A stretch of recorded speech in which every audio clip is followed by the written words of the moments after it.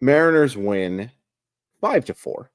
They improve to 32-27 on the season. They take the first of a 3-game series against the Los Angeles Angels of Anaheim, California. Let's go over the scoring plays. Mariners get 3 in the first. Big Dumper hits a sacrifice fly to score my son, J.P. Crawford. That makes it 1-0. And Ty France doubles home Julio and Josh Rojas 3-0 at the end of 1. No scoring again until the 5th, but Cal Raleigh extends that lead with an RBI single to score J.P. Crawford 4-0 at the end of the 5th. 7th inning. Oh boy, we'll talk about it. But Joe Adell comes in as a pinch hitter and hits a grand salami off of Tayler Saucedo. And we'll talk about Tayler Saucedo, and we'll talk about how those bases got loaded, of course, to tie the game at 4-4. But an inning later, Ty France homers to left field. 5-4. Mariners get the lead. Mariners get the win. This would have been a icky loss. Before we get into the positives, the negatives, the ad read, all that stuff, I need to issue some thank yous. Thank you to everyone who came out to Snoqualmie Casino to see me, Nathan, and Ian for Ian's live show. This is Ian's show, obviously. But we did a live version of Molly Watt Monday, and we also helped guest host. It was awesome. It was awesome, and it was very nice meeting a handful of you. The other handful, no, it's just those 5 people that I met, but it was awesome. It's really, really cool to hear people say good things about your work. You know, what they're saying behind your back can't really affect you, you know? And the biggest thank you is we did it. We reached 1,500 subscribers.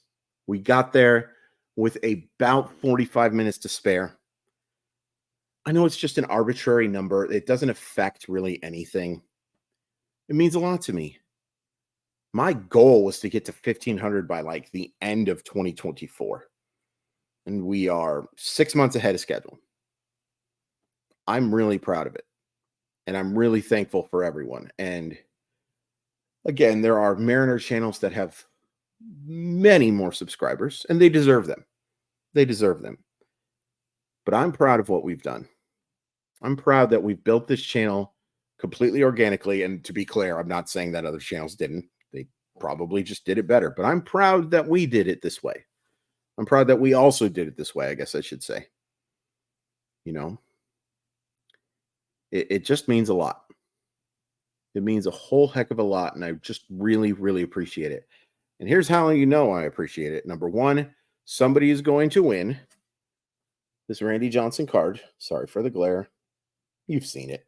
It's beautiful. 9 out of 10 autograph with game used jersey relics. And also, somebody else is going to win a $50 gift card to Simply Seattle. I really wanted to hit that number, so I offered that up, and it helped. It helped. And we will do a random for that on Monday. Just take everybody who commented on that video, and you still have a chance. Go comment on that video. You can find it. Find that video.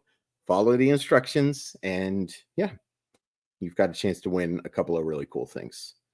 Okay, now let's talk about the game. The negatives. Julio didn't have the best game, at least offensively. Dom Canzone just does not look great. And I thought Nathan brought this up really well today, that he's basically a player that if he doesn't provide 30 or so homers a year, what the current version of Dom Canzone isn't good enough. He doesn't really help you enough. Like, it's great to have that power, no doubt about it, but you know, base skills are just okay. He's not a great runner. He's not a great defender. He sure looks better in right field than he does in left. I'll point that out. But he doesn't look great right now. He doesn't look great, and it's certainly another reason why I think you have to go get a corner outfielder. Have to. And Dylan Moore continues to scuffle a little bit. He got off to such a wonderful start and was just scorching the baseball there for a second, but a little bit of natural regression. We can't say we're too surprised, right? pitching. Oh boy, Trent Thornton. That's after looking real good a couple games ago. This was ugly. This was ugly. Struggled with his command.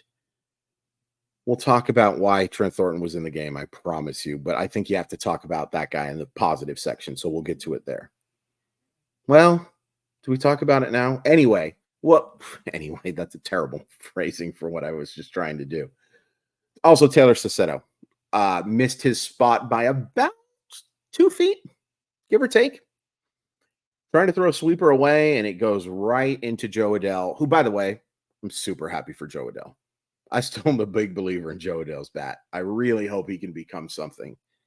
He was in a 1 for 30 funk, but there have been some real flashes for him, and I'm rooting hard for Joe Adell. I root hard for prospects who struggle early and people say not nice things about because I want them to prove them wrong. They don't always do that, but yeah, good for you, Joe Adell. But what a terrible pitch from Saucedo. And again, we'll talk. Let's just talk about it now, okay? Now let's do an ad read. Simply Seattle provides the very best in Seattle sports gear. Awesome stuff for the Mariners, Seahawks, Kraken, Storm, Huskies, Sounders. You can find it all at Simply Seattle. And once you find all that good stuff, use code MOLLYWOP15 to save 15% off your order. It's an awesome deal. MOLLYWHOP15. We love you, Simply Seattle. We thank you so much. And there is a link in the description that has that code and a link to the website to make it nice and easy for you. Okay, so let's just talk about the Bryan Woo thing. Bryan Woo is an obvious positive. 6 innings of shutout baseball, only allows 3 hits. Now, he only gets 2 strikeouts. I think that's more of the Angels being way too aggressive against him and Bryan Woo taking advantage. Only needs 66 pitches to get through those 6 innings. Now,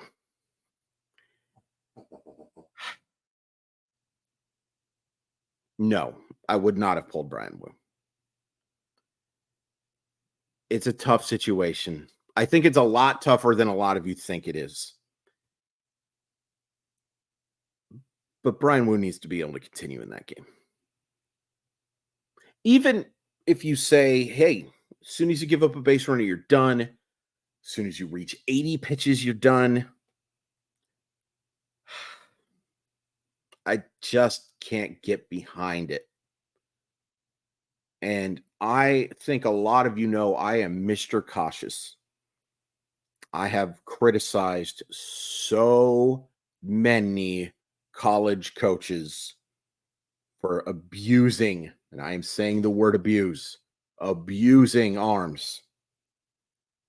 And I think that you do have to be careful with an arm who has very, very little professional experience, who is coming off of an injury, and who is I think, pretty significant part of your long-term plans. I think this is overdoing it. But here's what I will say. And Scott Service, he said all of the stuff that you would expect to hear, that, they're being careful, the blah, blah, blah, yada, yada, sheesh kebab. I don't think Scott Service is making that decision. I think it's pretty obvious who's making that decision. And I disagree with it. I don't want to see Bryan Woo run into the ground or anything like that. Obvious point is obvious. 66 pitches. When you're pitching that well and you have the bullpen issues you do, I didn't like it. Doesn't mean I can't justify it, but I didn't like it. You know what I did like? I liked how Ryan Stanek has pitched as of late. These last couple of games have been really good.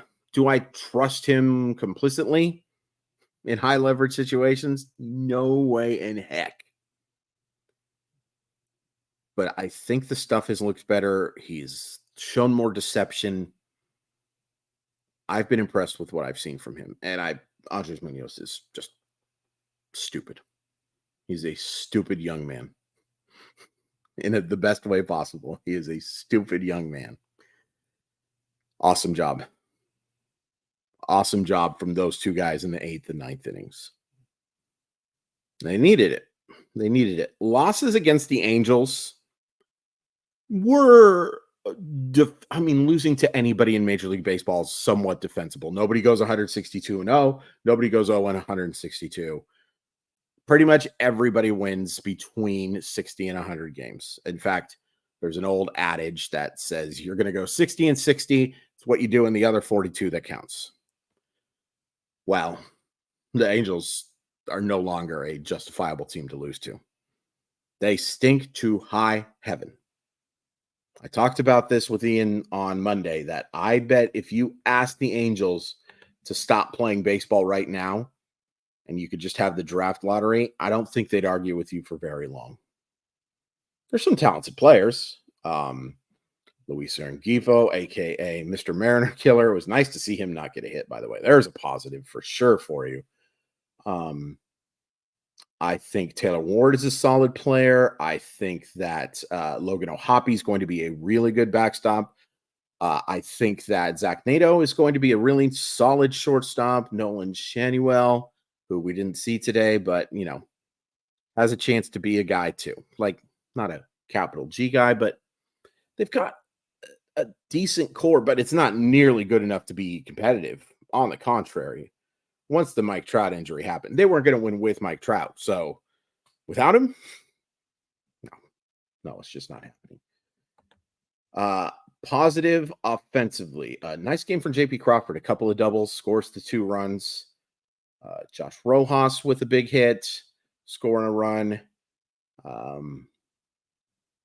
Cal Raleigh, solid, gets a couple of ribbies, gets that hit to drive in that run. Still not swinging the bat the way that I want to see him swing the bat, but it's nice to see some success. And we're just delaying the inevitable here. What a game from Ty France. And what a couple of weeks it's been from Ty France. I have been extremely critical of Ty France, and I'm not going to lie to you. This hasn't changed my opinion all that much. Here's the thing that obviously hasn't changed. Number one, I want Ty France to succeed. I think that's fairly obvious. It would be really silly to root against him. The only way you really root against a player is if you think he has to be so crappy that his crappiness will lead to a roster move. I don't think that we've reached that point yet. A couple of people accused me of saying that I just want Ty France gone. That's not what I want. That is not what I want. I want Ty France to be a bench option for this team. I think that you can make it work. I would love to see Ty France playing every day against left-handed pitching and being a very nice weapon off the bench. It's not perfect because Ty France is not a great defensive player and can only play one position, although we did see him play second base this year. And he's someone you have to pinch run for. But that doesn't mean he can't provide value. I just don't think he's good enough to be a starting first baseman for a World Series contender. And I want the Mariners to be a World Series contender. I don't think it's unrealistic to ask the Mariners to be a World Series contender. So, long story short, have I changed my opinion on Ty France's role with this team? No. Am I extremely happy with how Ty France has played over the last week? Extreme, maybe, I'm going against my own words here, but I'm happy. I am happy. I'm extremely happy. I don't know why I can't. I'm recording this at 12:32. I think you can tell. And I'm really excited about hitting 1,500 subscribers. It's a good win. It would have been a horrible loss, but that doesn't mean that this isn't a good win. And tomorrow, well, technically today, you have got Bryce Miller against Reed, not Ty Detmers. I think Bryce Miller should absolutely destroy this lineup, and I expect he will. What do you guys think of 4:15 starts, by the way? When you get them on the East Coast, it's justifiable because it's 7 o'clock their time. I don't love a 4:15 time. I don't know why. I know one of the reasons why. It's because my grandma hates them because she plans her day around Mariner games, and it's a tough dinner time for someone at 4:15, especially of her age. Sorry, grandma. I don't love them. I get it, but I don't like it. It's not my cup of tea. Thank you so much. Please hit like, and even though we hit 1,500, I'm still going to ask you guys to subscribe. I just appreciate the support so much. Good win, and I think the talking point is probably still going to be pulling Woo. I didn't like it, but I like wins. And once again, thank you, thank you, thank you, thank you, thank you, thank you.